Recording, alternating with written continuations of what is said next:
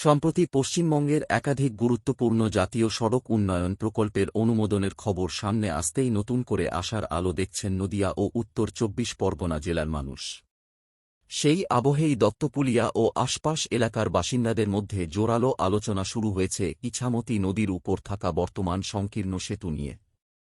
স্থানীয়দের মতে, দীর্ঘদিন ধরে এই সেতুটি এলাকার যাতায়াত ব্যবস্থার অন্যতম বড় সমস্যা।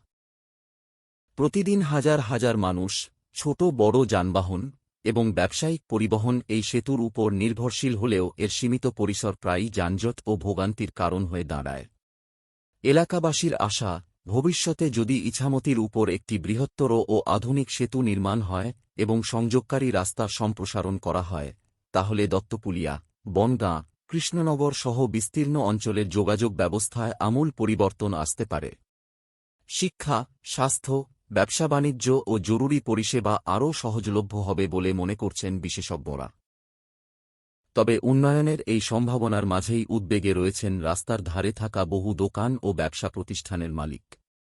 তাঁদের আশঙ্কা, রাস্তা সম্প্রসারণ বা নতুন অবকাঠামো নির্মাণের পরিকল্পনা বাস্তবায়িত হলে যে কোনো সময় সরকারি নোটিশ আসতে পারে।